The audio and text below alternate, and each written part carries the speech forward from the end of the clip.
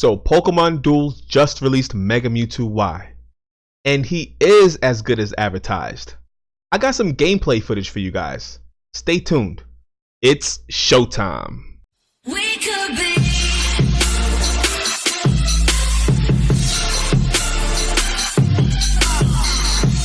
What's up, guys? Welcome back to another episode of Pokemon Duel.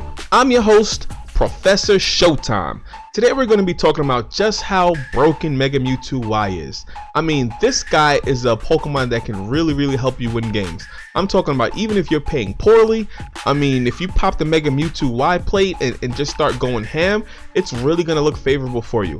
So basically, I'll go over the wheel really quickly for those of you guys who really don't know. And if you don't know, I don't know what rock you've been sleeping under, because this Pokemon has really hit the game in a hard way. So check it out. It has basically two attacks. It has the right side, which is a 120 white attack, and the gold side, which is a 60 gold attack.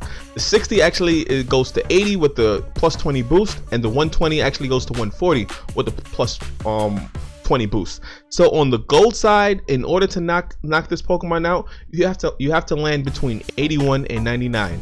And there is only one figure in the meta that's hitting that, and that's Tapu Koko, if Tapu Koko attacks him.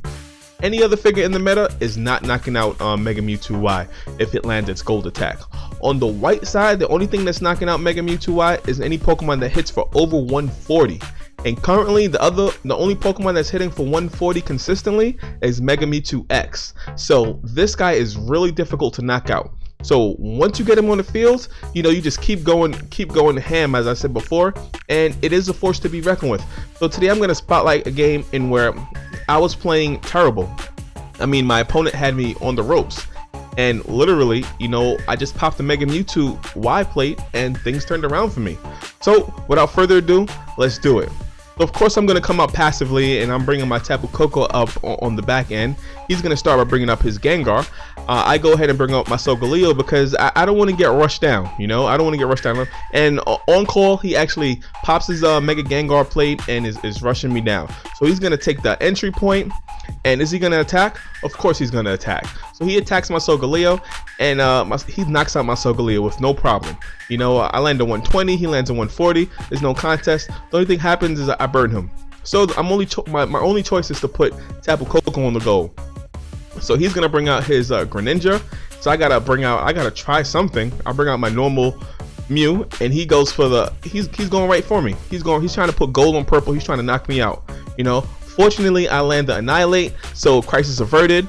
I get to move around, and I get the easy surround because of Annihilate. So that's cool. Now he's gonna bring out his next Pokemon, but the Mega Gengar Rush is no more a threat. It's because this is not a poison deck. It's no more threat. He brings up the Sableye. I bring up my Lunala. So now things are looking, okay. I try to knock out the Gengar, just to get him out the field, but no. So I'm gonna get a weight 2, and also my Mewtwo is gonna get a weight 2. He's gonna bring his Pokemon down and attack my Mew, and the Psychic Shove goes down. So I'm gonna be able to give him a weight. So now it's looking okay. Finally, Toxapex get off the bench. If you guys are thinking about crafting Toxapex, in my opinion, he's only good in a poison deck. I've tried him many times, but Toxapex only good in a poison deck. He's not a plug and play. I'm trying to make him a plug and play goalie, but it's not happening. So while that's going on, his Sceptile actually evolves from Grovyle, and so now he has a Sceptile that's hitting for 150. So that possibly could take out my MEWTWO if it spins for the 150. But we know how inconsistent Sceptile's wheel is. So now he's going to attack my Lunala, try to knock out my Lunala, and he rolls a stealth hit. Lucky for me, he rolls a stealth hit. And Lunala's passive, make sure that he doesn't go anywhere. Okay, another Contagious Terror goes down. So this Gengar is not having any luck at all on the left side, but he gives a weight 2. Now Sableye is going to try to go and confuse my Lunala. It looks like no, he doesn't. I think that was a mistake. I think he definitely should try to confuse my Lunala. So now he brings out his Charmander. I guess that Charmander, he's trying to evolve it. We'll see how that goes this game. And no, wrong call. He attacks my Lunala with his Gengar again. I don't know why, but hey, he did so. So now he's putting extreme pressure on me. Extreme pressure. He has both my entry points sealed. You know, he's bringing out the Blastoise. I have no choice but to go after the Charmander. No choice. You know, it's either now or never. And I get burnt. So now he's gonna get the easy surround on me. He's gonna bring his Sableye up and get the easy surround. And you know, it's looking bad for me. It's looking really bad. So what do? I can't bring out my Solgaleo, so I bring Max Revive. But now here comes Mewtwo, right? And he goes and does he attack Mewtwo? Yes, he does, because he doesn't want Mega Mewtwo on the field. Luckily, I land a Psychic Shove, so he's just gonna gain a weight. And now it looks like I'm really in a bad situation, right? But both entry points sealed. You know, he has a Sceptile that's hitting for 150.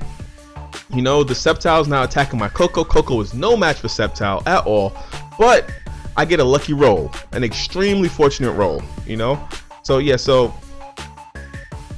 I'm getting my Toxapex over slowly but surely. It's a one moving point Pokemon, so it's really difficult.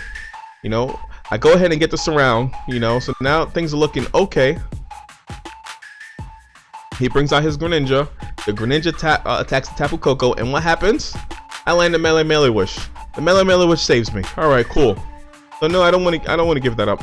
So I'm trying to make my way with Toxapex slowly over to the goal. It takes forever. You know, it's a lot of turns you have to do to get Toxapex on the goal. Too much. Like all one moving point Pokemon.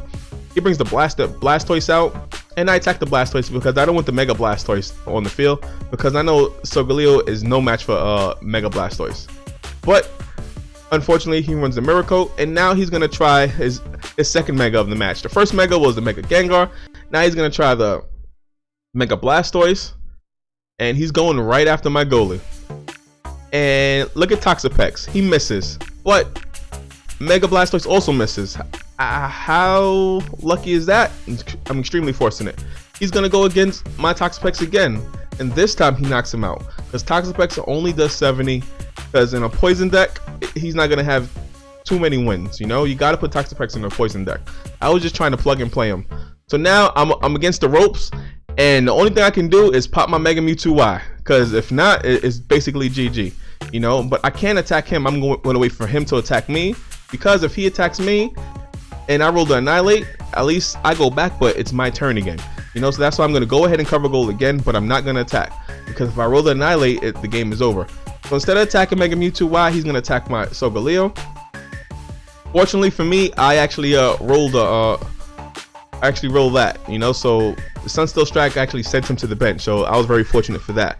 But now it's time for me to bring out my Mega MEWTWO. It's time for him to get some action, because I was caught between a rock and a hard place. Let me try to cover up try to get to my goal a little bit, you know. And now Mega MEWTWO has one turn, and so he must attack. If he doesn't attack, he's gonna get off. He's gonna be off the board. If I land the Annihilate actually catapults me over to the entry point, and just like that, I'm threatening goal. Just like that, I'm threatening goal. I'm gonna go ahead and attack the Sceptile again. This time the Sceptile only rolls for 102. I roll for the 140. I knock out the Sceptile. The Sceptile was capable of knocking me out if he spun again, but it didn't happen. So like I said, I only have one move on the Mega Mewtwo, and I didn't use it. You know, maybe I should have, maybe I shouldn't have, but hey. So the Greninja is gonna attack me, and the Greninja loses the roll. He gets sent to the bench. So the Greninja's on the bench now. I'm gonna take the entry point, and the Greninja comes back to attack me. I don't know why it's glitching like this right now, guys. I'm sorry about the replay glitching, but a Pokemon switch goes down. He brings out his Sableye.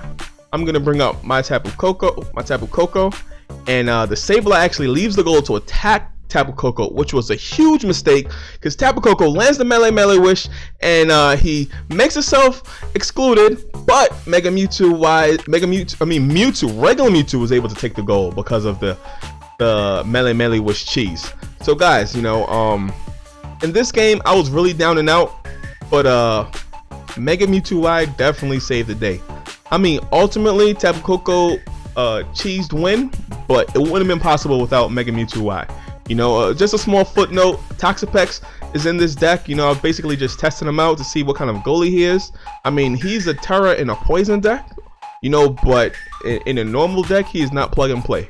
You know, he's not plug and play. You can't just throw him in any deck. You know, you really have to revolve the deck around Toxapex. Thanks for watching the video. Peace out, trainers.